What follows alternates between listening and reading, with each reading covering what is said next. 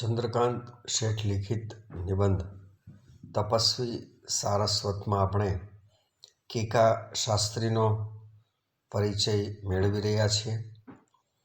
તપસ્વી અર્થાત તપશ્ચર્યા કરનાર અને સારસ્વત એટલે શિક્ષણ અને જ્ઞાનના ક્ષેત્રમાં સાધના કરનાર, તપશ્ચર્યા કરનાર વ્યક્તિ. કેશવરામ કાશીરામ શાસ્ત્રી, પૂરું નામ.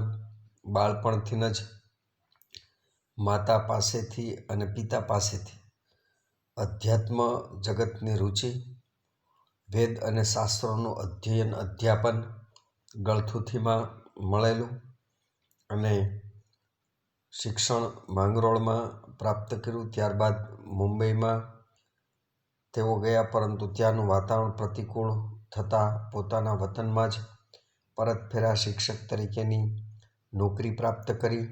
ત્યારબાદ બુદ્ધિપ્રકાશ જેવા મેગેઝિનમાં એમણે કોલમ લખવાની શરૂઆત કરી. સંશોધન અને સંપાદન એ શાસ્ત્રીજીના પ્રિય કાર્યો રહ્યા છે.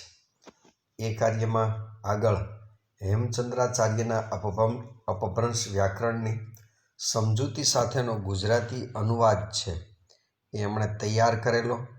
શાસ્ત્રીજીએ ભાષા, વ્યાકરણ, કોશ, ઇતિહાસ, સંસ્કૃતિ તથા સાહિત્ય તેમજ પત્રકારત્વ જેવા ક્ષેત્રોમાં વિવિધ પ્રકારે પુષ્કળ પ્રમાણમાં, વિપુલ પ્રમાણમાં સર્જન કર્યું.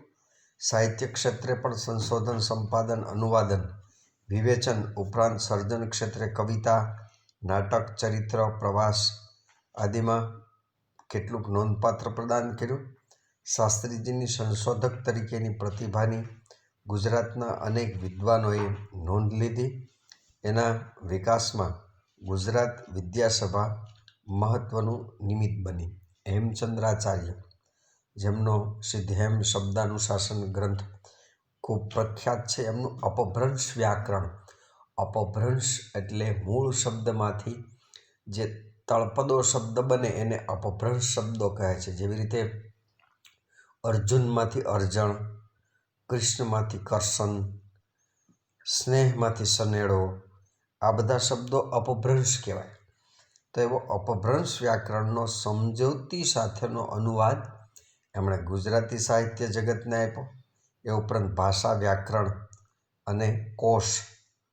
કોશ એટલે ભંડાર, એમાં શબ્દકોશ પણ આવી જાય, ડિક્શનરીનો સમાવેશ પણ થાય. એ ઉપરાંત ઇતિહાસ, સંસ્કૃતિ અને સાહિત્ય અને જર્નાલિઝમ એટલે કે પત્રકારત્વ જેવા ક્ષેત્રમાં પણ સારું એવું સાહિત્ય સર્જન કર્યું, સંશોધન કર્યું, સંપાદન કર્યું. જેવી રીતે ઝવેરચંદ મેઘાણીએ ગુજરાતીના ભૂલાતા જતા ગીતોને રઢિયાળી રાતમાં ગ્રંથસ્થ કર્યા, સંપાદિત કર્યા.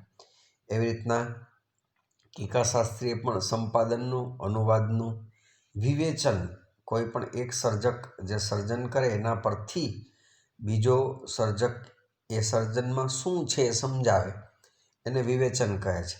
દાખલા તરીકે મહાભારત છે તો એ મહર્ષિ વેદવ્યાસે લખેલું છે, પરંતુ એને જ્યારે કોઈ વ્યક્તિ પોતાની રીતે સમજાવવાની કોશિશ કરે ત્યારે એને વિવેચન કહેવામાં આવે છે.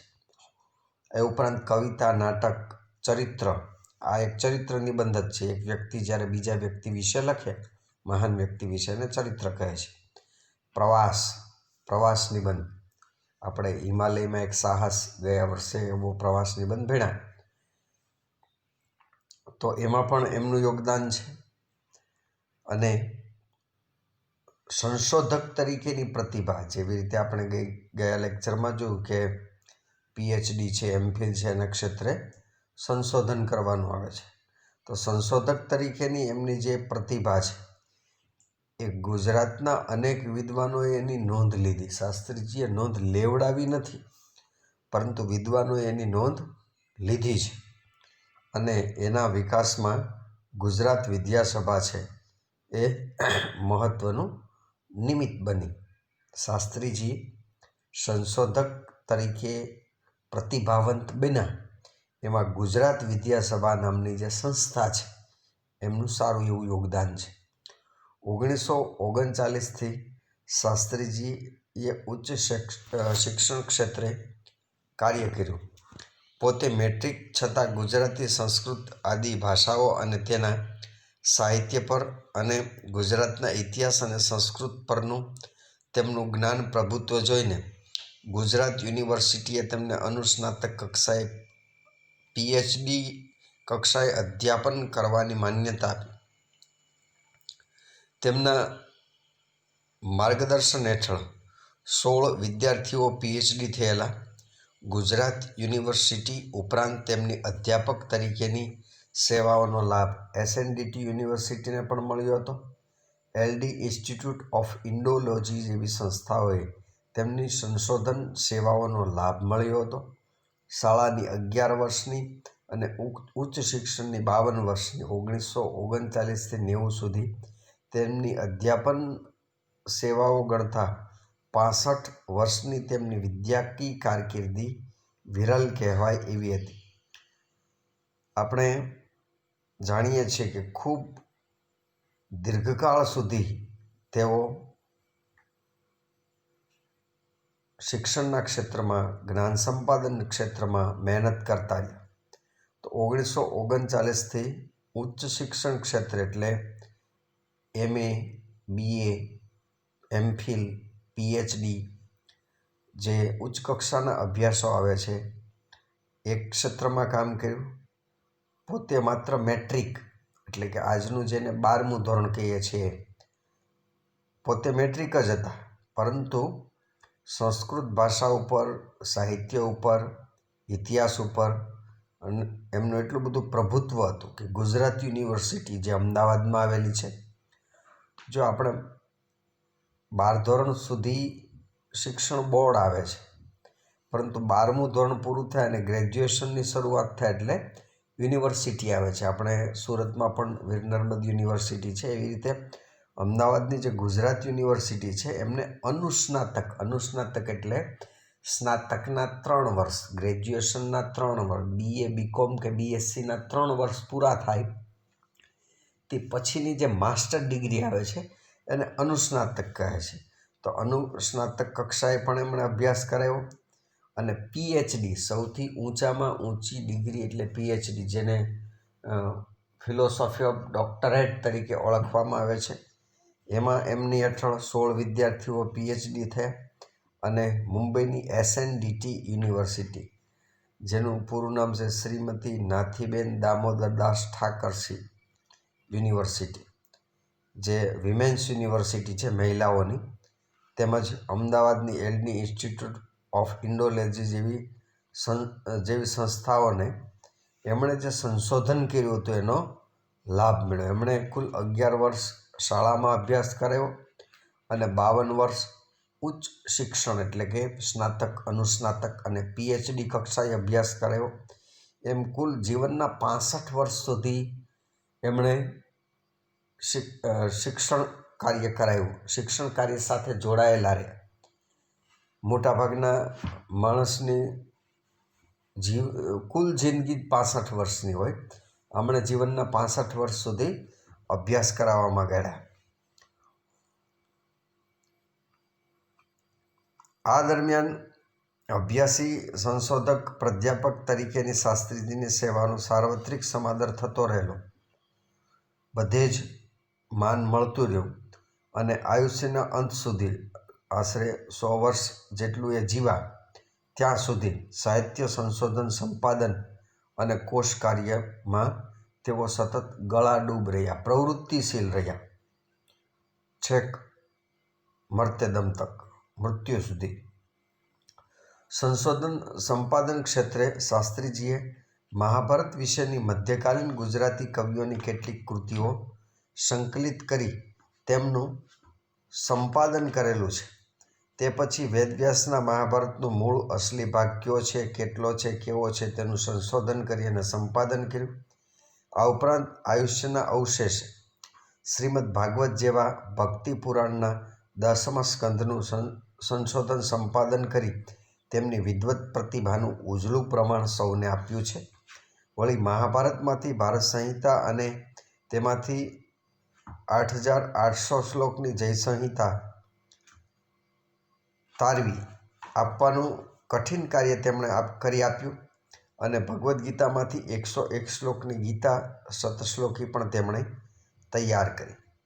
સંશોધનના ક્ષેત્રમાં મધ્યકાલીન ગુજરાતી કવિઓ એટલે કે પ્રેમાનંદ છે, માણભટ્ટ પ્રેમાનંદ છે, નરસિંહ મહેતા છે, અખો છે, ભાલણ છે, શામળ છે, એ અરસાના કવિઓ, એની કૃતિઓને એણે એકત્રિત કરી અને મહાભારતના રચયિતા મહર્ષિ વેદવ્યાસ, એમાં મહાભારતનો મૂળ અસલી ભાગ કયો છે એનું સંશોધન કર્યું. હવે આપણે 10મા ધોરણની સામાજિક વિજ્ઞાનમાં ભણીને આવ્યા કે મહાભારતમાં કુલ 1,00,000 શ્લોક છે. હવે 1,00,000 શ્લોકમાંથી મૂળ મહાભારતનો અંશ તારવવો ખૂબ કઠિન છે. ઘાસની ગંજીમાંથી સોય ગોતવા જેવું અઘરું કામ છે. એ એમણે કર્યું અને પોતે ભાગવતનો 10મો અધ્યાય એટલે કે 10મ સ્કંદ એટલે અભ્યાસ, જેમાં ભગવાન કૃષ્ણની બાળ લીલાઓનું વર્ણન છે, એ પ્રેમાનંદે પણ તેના પર આખ્યાન લખેલું છે, જેમાંનું આપણે 9મા ધોરણમાં સુદામો દીઠા શ્રી કૃષ્ણદેવરે ભણી ગયા. તો એ ભાગવતનો જે 10મ સ્કંદ છે એનું સંશોધન કર્યું, સંપાદન કર્યું અને પોતે કેવા વિદ્વાન છે એનું એણે બોલીને નહીં પણ કાર્ય કરીને પ્રમાણ આપ્યું. અને મહાભારતમાં 1,00,000 શ્લોકમાંથી 8,800 શ્લોકની જય સંહિતા એટલે કોમ્પેક્ટ, જેવી રીતે CD કે પેનડ્રાઈવ કે હોય છે તો એની અંદર મોટું 3 કલાકનું પિક્ચર હોય પણ નાનકડી પેનડ્રાઈવમાં આવી જાય તો એને કોમ્પેક્ટ કહેવાય. CDનું પૂરું નામ કોમ્પેક્ટ ડિસ્ક. તો એવી રીતે મહાભારત રૂપી મોટો જે ગ્રંથ હતો એનો આખો સાર આવી જાય એવા 8,800 શ્લોક છે એમણે 1,00,000 શ્લોકમાંથી તારવા અને જય સંહિતા એવું નામ આપ્યું. મહાભારતનું મૂળ નામ જ જય ગ્રંથ છે, એના પરથી જય સંહિતા એવું નામ આપ્યું. અને ભગવદ્ ગીતાના લગભગ 700 જેટલા શ્લોકમાંથી 101 શ્લોક એવા તારવા કે જેની અંદર ભગવદ્ ગીતાનો સાર આવી જતો હોય. તો એવી ગીતા શતશ્લોકી નામનો ગ્રંથ તૈયાર કરીને પણ આપ્યો. શાસ્ત્રીજી પાસેથી અંદાજે 250 જેટલા પુસ્તકો અને 1500 જેટલા સંશોધન લેખો મળ્યા છે. ગુરુ શ્રી ગોમતીદાસજીની હૂંફથી સંસ્કૃત કાવ્યશાસ્ત્ર, છંદશાસ્ત્ર અને વ્યાકરણશાસ્ત્રની તેમને લગ્ની લાગી હતી. તે જીવનભર જળવાઈ રહી. શ્રીમદ વલ્ભાચાર્યજીના ગ્રંથનો અનુવાદ એમણે 21 વર્ષની વયે કરી પોતાની ઉત્કૃષ્ટ વિદ્યાનિષ્ઠાનો પરિચય એમણે સૌને આપ્યો. જીવનભર સ્વાધ્યાય, સંશોધન, સંપાદન, અનુવાદન, વિવેચન કાર્ય દ્વારા કીકા શાસ્ત્રીએ ગુજરાતી ભાષા, સાહિત્ય અને સંસ્કૃતિની બહુમૂલ્ય સેવા કરી છે. 250 જેટલા પુસ્તકો એમણે આપ્યા, 1500 જેટલા લેખો આપ્યા. આપણે મેદાનમાંથી 250 અને 1500 કાકરા ભેગા કરવા હોય ને તો એ આખો દિવસ નીકળી જાય, વીણી ભેગા કરવા હોય તો. આણે તો એટલા પુસ્તકો લખ્યા. આપણે માત્ર 250 શબ્દોનો નિબંધ લખવો હોય તોય આપણને ખબર છે કે એમાં ઘણી જહેમત ઉઠાવવી પડે છે. તો હમણે તો 250 પુસ્તકો, 1500 જેટલા લેખો અને એમના ગુરુ ગોમતીદાસની હૂંફ એટલે કે એમના સપોર્ટથી સંસ્કૃત કાવ્યશાસ્ત્ર, છંદશાસ્ત્ર, વ્યાકરણશાસ્ત્ર એમાં એમને રુચિ કેળવાય, એની લગ્ની લાગી અને એ રુચિ જીવનભર જળવાઈ રહી. વલ્ભાચાર્ય વૈષ્ણવ સંપ્રદાયના સ્થાપક, કારણ કે કીકાશાસ્ત્રી વૈષ્ણવ સંપ્રદાય સાથે જોડાયેલા હતા અને સંપ્રદાય પ્રત્યેની પ્રીતિ પણ હતી. તો એમણે વૈષ્ણવ સંપ્રદાયના સ્થાપક વલ્ભાચાર્યજીના જે ગ્રંથો હતા એમનો અનુવાદ કર્યો અને 21 વર્ષની વયે જ એમની ઉત્કૃષ્ટ વિદ્યાનિષ્ઠા, વિદ્યા પ્રત્યેની, ભણવા પ્રત્યેની, સંશોધન પ્રત્યેની, જ્ઞાન પ્રત્યેની એમની જે નિષ્ઠા હતી એનો એમણે પરિચય આપ્યો. અને જિંદગીભર સ્વાધ્યાય એટલે પોતાનો અધ્યયન, સ્વ અધ્યયન, પોતાનો અભ્યાસ તેઓ કરતા રહ્યા, સંશોધન કરતા રહ્યા, સંપાદન કરતા રહ્યા, અનુવાદ અને વિવેચન કાર્ય કરતા રહ્યા. અને શાસ્ત્રીજીએ ગુજરાતી ભાષા, સાહિત્ય અને સંસ્કૃતિની આવી રીતે ન આંકી શકાય એવી બહુમૂલ્ય સેવા કરી. કોષકાર્ય છે એ શાસ્ત્રીજીનું પ્રિય ક્ષેત્ર રહેલું, એમાં એમને ખૂબ રસ હતો.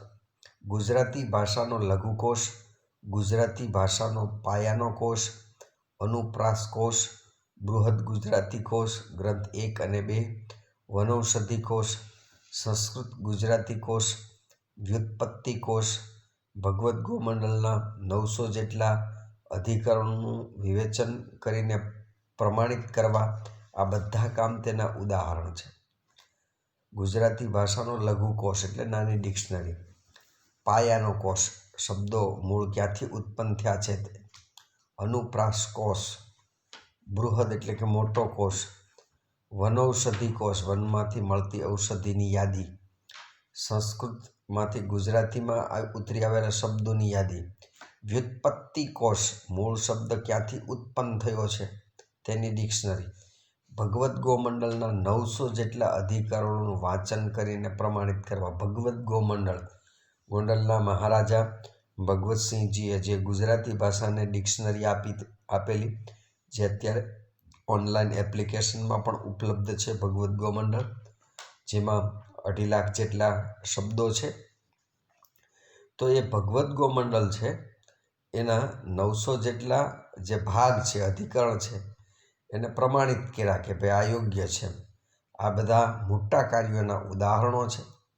હવે સ્વાભાવિક છે કે વ્યક્તિ કાર્ય કરે એટલે સફળતા મળે એટલે એની પાછળ માન સન્માન આવે જ, એની પાછળ દોડવું ન પડે માન સન્માનની પાછળ, પણ શ્રેષ્ઠ કાર્ય કરે એટલે વ્યક્તિને માન સન્માન મળે. તો આવા વિદ્વાનની પાછળ સન્માનો આવે તે સહજ છે. તેમની સારસ્વત સાધનાને અખિલ ભારતીય વિદ્યા સંમેલને વિદ્યા વાચસ્પતિની ઉપાધિ એટલે કે ડિગ્રી અને ભારત સરકારે પદ્મશ્રીનો ખિતાબ આપી અને એનું સન્માન કર્યું. તો ગુજરાતી સાહિત્ય સભાએ રણજીતરામ સુવર્ણચંદ્રક અને સૌરાષ્ટ્ર યુનિવર્સિટીએ ડી.લિટ એટલે કે ડૉક્ટર ઓફ લિટરેચરનો એવોર્ડ છે, પદવી છે, એને આપી અને એને પોખેલા એટલે કે એમનું સન્માન કરેલું. એમને કુલ 15 પદવીઓ, 10 એવોર્ડ અને 38 જેટલા માનપત્રો, સન્માન પત્રો, જેને આપણે પ્રશસ્તિ પત્રો કહીએ છીએ, મળેલા. ગુજરાતી સાહિત્ય પરિષદનું પ્રમુખ પદ પણ એમને મળ્યું. ભાષા ભાસ્કર, ધર્મ ભાસ્કર, ભારત માર્તંડ, ગુજરાત રત્ન, મહિમહોપાધ્યાય જેવા અનેક બિરુદો છે, ગૌરવ બિરુદો છે, એમને મળ્યા. આ બિરુદ છે ને એની વિશેષતા બતાવે. દાખલા તરીકે રાહુલ દ્રવિડ છે તો એને ધ વોલનું બિરુદ મળેલું. તો એ દિવાલ જેવું કામ કરતા, વિકેટ ટકાવી રાખતા. એમ તમે આ શબ્દો જુઓ, ભાષા ભાસ્કર, ભાસ્કર એટલે સૂર્ય, ભાષાનો સૂર્ય, ધર્મનો સૂર્ય, ભારતનો સૂર્ય, ગુજરાતનું રત્ન, ગુર્જર રત્ન એટલે, અને મહામહિમોપાધ્યાય એટલે કે અધ્યયનનો મહિમા સમજાવનાર અધ્યાપક જેવા અનેક ગૌરવ બિરુદ એમને પ્રાપ્ત થયા. શાસ્ત્રીજીના સ્વભાવની સરળતા અને ઔદાર્યને કારણે, તેમની સારસ્વત પ્રતિભાને કારણે આનંદશંકર ધ્રુવ, કેશવર્ષદ ધ્રુવ, કૃષ્ણલાલ ઝવેરી, નરસિંહરાવ દિવેટિયા, કનૈયાલાલ મુનશી, બળવંતરાય ઠાકોરથી માંડી અને રામનારાયણ વિશ્વનાથ પાઠક, રસિકલાલ છોપ પરીખ, ચુનીલાલ વસાહ, હીરાલાલ પારેખ સુધીના અનેક સર્જક વિદ્વાનોનો પ્રેમ અને સહકાર એમને મળ્યા. અને શાસ્ત્રીજી અજાતશત્રુ હતા. સૌએ એમની સારસ્વત સેવાઓની સદ્ભાવપૂર્વક સત્કાર કર્યો. શાસ્ત્રીજી સ્વભાવથી ખૂબ સરળ હતા, મધુર સ્વભાવ હતો એમનો, ઉદાર હતા. આપણે જાણીએ છીએ કે ગોળ કે મધનું ટીપું પડેલું હોય તો ત્યાં માખી અને કીડીઓ છે એની મેળે આવે. એમ વ્યક્તિનું સારું નેચર હોય, સારો સ્વભાવ હોય એટલે બીજા વ્યક્તિઓ એની પાસે આપોઆપ આવે. તો શાસ્ત્રીજીના આવા સ્વભાવને કારણે ગુજરાતી ભાષાના, જેને મોટા માથા કહી શકાય, મૂર્ધન્ય સાહિત્યકારો કહી શકાય, એ બધા એમની નજીક હતા. એ બધા વિદ્વાનોનો પ્રેમ અને સહકાર છે એ કેકા શાસ્ત્રીને મળ્યો. કેકા શાસ્ત્રી અજાતશત્રુ હતા. અજાતશત્રુ શબ્દ સમૂહ માટે એક શબ્દ, જેનો કોઈ શત્રુ નથી તેવા, કોઈ પ્રત્યે વેરભાવ નહીં, વેરઝેર નહીં, દ્વેષ નહીં, ઈર્ષાની, અને સૌએ એમની આ જે સારસ્વત સેવા એટલે કે શિક્ષણ ક્ષેત્રની, જ્ઞાન સંપાદન ક્ષેત્રની જે એમની જે શૈલી હતી, એમનું જે કાર્ય હતું, એમનું જે યોગદાન હતું, એનો સ્વીકાર કર્યો. ગુજરાતી ભાષા સાહિત્યના ગૌરવરૂપ શાસ્ત્રીજી ખૂબ વિનયશીલ હતા. નહીંતર આટલો મોટો જ્ઞાનવાન વ્યક્તિ છે એ વિનયશીલ બહુ ઓછો રહી શકે, કારણ કે જ્ઞાનની અગ્નિ પાસે વિનયનું પુષ્પ છે ને એ ચીમળાઈ જાય. પરંતુ શાસ્ત્રીજીએ એના જીવનમાં વિનય વિવેક જાળવી રાખ્યા હતા. વિદ્યા વિનયથી શોભે છે કેવું બહુ સરળ છે, પણ બહુ બધું જ્ઞાન પ્રાપ્ત કર્યા પછી વિનયશીલ બની રહેવું પણ અઘરું છે. તો શાસ્ત્રીજી ખૂબ વિનયશીલ હતા. કમખા ગમખા એટલે કે ઓછું ખા અને દુઃખ છે એને પચાવી જા. ગમ એટલે દુઃખ, દુઃખને પચાવી જા, એ એમનો જીવન સિદ્ધાંત હતો. સૂર્યોદય પહેલાં ઉઠી જાય, સૂર્ય ઉગે એ પહેલાં નિયમિત રીતે ઉઠી જતા. નિત્યકર્મ એટલે કે દરરોજની જે સ્નાનથી માંડી અને પૂજાપાઠની દરેક ક્રિયા છે એમાંથી પરવારી ધર્મ ધ્યાન અને સરસ્વતી સેવા, સરસ્વતી સેવા એટલે શિક્ષણને લગતી સેવામાં પોતાનો સમય વિતાવતા. મિતભાષી શાસ્ત્રીજી આરામ પણ વધુ કામ કરવા માટે કરી લેતા. મિતભાષી એટલે ઓછું બોલનારા. એ આરામ એટલા માટે કરતા કે આરામ કર્યા પછી કામ ઝડપથી થઈ શકે. શાસ્ત્રીજીનું જીવન સરળતા અને સાદાઈનું ઉત્તમ દ્રષ્ટાંત પૂરું પાડે છે. સતત કાર્યરત શાસ્ત્રીજીનું શરીર તેમજ મન હંમેશા હળવાફૂલ રહેતા.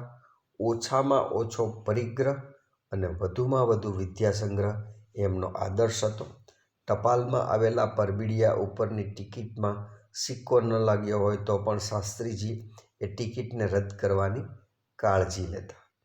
એકદમ સાદું જીવન, એકદમ હળવું ફૂલ મન અને શરીર, ઓછામાં ઓછો પરિગ્રહ, પરિગ્રહ એટલે સંગ્રહ, જીવન જરૂરિયાતની વસ્તુનો ખૂબ ઓછો સંગ્રહ કરતા, પણ જ્ઞાનનો અને વિદ્યાનો ભરપૂર સંગ્રહ કરતા, વિદ્યા સંગ્રહ કરતા એમનો આદર્શ હતો. ટપાલમાં આવેલ પરબીડિયું, હવે અત્યારે તો ટપાલનું ચલણ જતું રહ્યું, પણ કવર જે આવે એના પર ટિકિટ ચોંટાડેલી હોય, એ ટિકિટ પર સિક્કો લાગી જાય એટલે ટિકિટ ચાલે નહીં. પોસ્ટ ખાતું છે એ આપણા સુધી ટપાલ પહોંચાડે એનું ચાર્જ શું, તો કે એણે લગાવેલી ટિકિટ.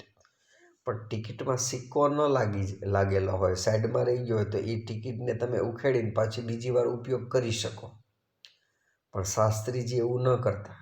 સિક્કો ન લાગ્યો હોય એવી ટિકિટને રદ કરી દેતા, કારણ કે પોસ્ટ ઓફિસે એના સુધી જે સેવા પૂરી પાડી છે એનું ચાર્જ છે, એ ચાર્જનો બીજી વાર ઉપયોગ ન થાય એની કાળજી રાખતા.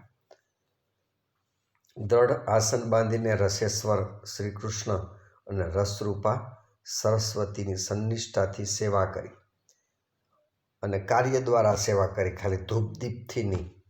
એમાં શાસ્ત્રીજી પોતાનું એકાંત અને ધ્યાન, જીવનનો સાત્વિક આનંદ અને જીવનની સાચી સાર્થકતા છે અનુભવતા. શેમાં? કૃષ્ણ અને સરસ્વતીની કાર્યથી સેવા કરીને એમાંથી આનંદ પ્રાપ્ત કરતા.